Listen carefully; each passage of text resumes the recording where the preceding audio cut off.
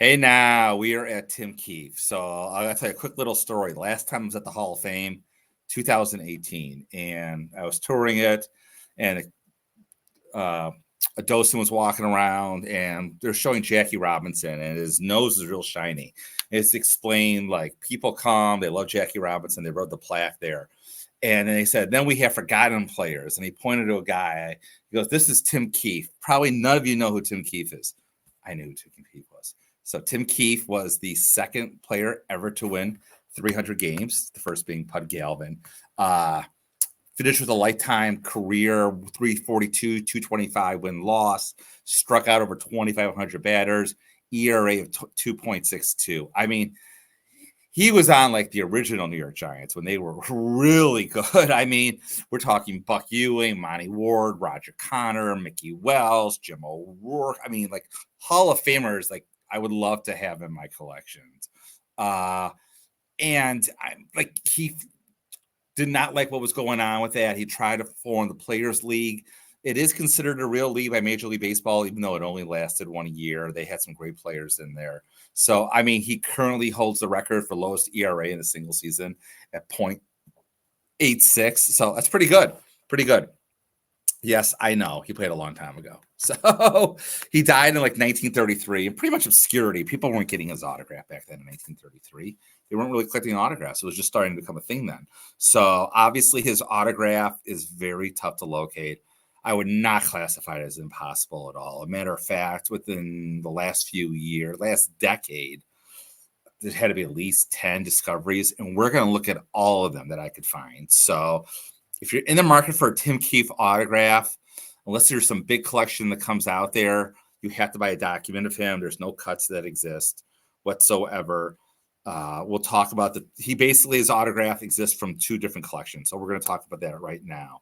But before we look at the real autographs, let's start looking at a fake autograph of none other than Tim Keefe. So I'm going to skip the PSA database just for for this whole video. I want to start right here. So for the longest time, and if you look at the old book, this is what people thought a Tim Keefe autograph looked like. Based on what, I don't know. So again, this is like a 1-of-1 from Signature Cut Topps. I mean, this was a kind of a cool idea when Topps did it. They said, we're going to have a Hall of Fame autograph of every single Hall of Famer and put it into this set. And this was the Tim Keefe autograph. I use that in parentheses. This has later been determined to be a fake autograph. It's not even close. Tim Keefe never signed his first name Tim, as far as anyone can tell. So this sold at Mile High, a reputable auction way back in, I don't say way back in 2008, but 2008.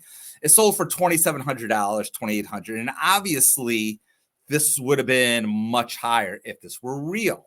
So, I mean, but to their knowledge, whatever, this is not a real autograph. Let's look at the first real autograph of Tim Keefe. Again, let's look at one more fake one. This was sold back in 2004.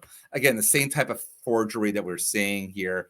Again, the T comes up and down, the Tim, whatever. It's no good. Don't buy a cut. Cut's bad, bad, bad, bad, bad. Postal card, whatever. It wasn't mailed or anything like that. No one was writing asking for his autograph, let alone even know where he lived. So again, Tim Keefe, you got to buy documents. And the first major Tim Keefe autograph, not this one. Let's see, in any case, not that one. We're going to get to all, was right here. This is in 2004. And the family released this. I wish I could get him better, and I apologize, I can't. You probably can look this up. This incredible ledger. The family released this, and this was when they decided to form the Players League, and they had all the players that were, let's say, rebelling sign in. Like you can see Jim O'Rourke's in here, Tim Keefe's in here, Buck Ewing's in here, John Ward's in here, Roger Connor's in here. I mean, this sold for $90,000 back in 2008, which is a lot of money. But I mean, if I could pick like my top 3 items I could own ever of autographs legally, this would be one of them. Number 1 being the Barry Halper Journal. This is number 2. And a lot of people say this is their number 1, this item right here. I don't know where it resides today. So I'm just going to stick with Hunt. So in 2022, Stoneham, or Stoneham, I want to say this wrong. There's the owner of the Giants, Stoneham, the original family, released a bunch of really rare names of like all those players I mentioned before. And one of the tough names they released was Tim Keefe. And you can see right here, he signed it. Now he signed it back here. These are not Tim Keefe autographs here. the actual autograph is back here. This is the Tim Keefe autograph. And like I said, by now, this had a lot of buzz and everything. And you could see that it was, he said, yeah, I signed the back TK. So it's not even the best signature. This sold for $11,000. This was the cheapest of the Tim Keefe autographs. They had 3 of them total. This is the second one right here, I believe. Yeah. Okay, this is the second one. This had both Tim Keefe and John Ward, another very rare Hall of Famer. This sold for $50,000. And the final one they had was just this one, I believe, right here. Yeah. This is just a beautiful, again, another beautiful Tim Keefe autograph. We can't really zoom in. And this sold for $15,000. So all 3 of these sold in one auction. So it's just, again, a beautiful, to me, in my opinion, a beautiful autograph. Was it expensive? Yeah, but I mean, it's a rare autograph. So, but my favorites were these memory lane autographs. So, I mean, a quick story. I'm going to zoom out. Hopefully I remember to zoom back in. 2018, I go to the National. I walk in, and memory lane, boom, is right there, right in front. And I remember talking to the guy. They had autographs, multi-autographs from Buck Ewing, John Ward, and Tim Keefe, all guys I needed. And I remember saying, I will give you like $5,000 right now for any of these autographs, plus another $1,000. They were all going up to auction. And the guy called the consignor, and they're like, nope, not going to do it. We're going to take them all to auction. And I'm like, okay. I said, I hope I get one of them. So we'll get to the, I did as a short story. But let's get back to the autographs themselves. So this was one of the Tim Keefe autographs. All these had to do basically either with the formation of the player league. They were found by a guy in Buffalo cleaning out, and they found a folder, like they had all these documents regarding, like I said, the building of the Polo Grounds. This Tim Keefe autograph right here is only last name only in pencil. So it's a real good autograph. It's real. It has to do, like I said, with the building of the Polo Grounds. It says it has a PSA for Tim Keefe.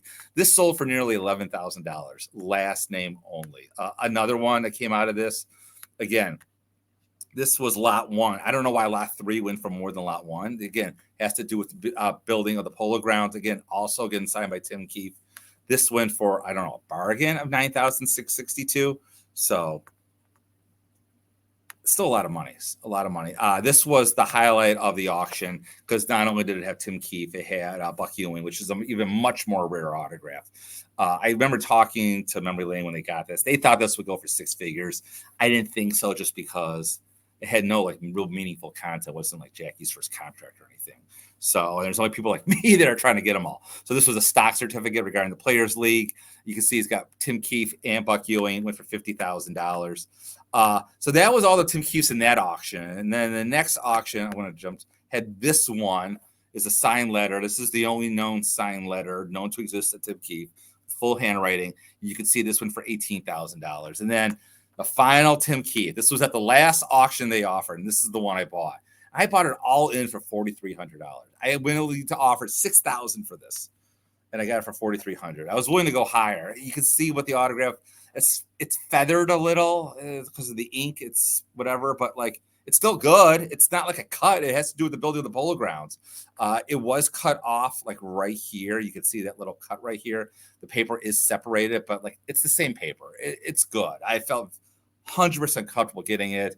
Another dealer told me I stole it. I probably did. So anyways, that's it with Tim Keefe. Yes, Tim Keefe's a really hard autograph, but we're going to move on to an even harder autograph, and that's Willie Keeler. So thank you again so much for watching. As always, keep collecting.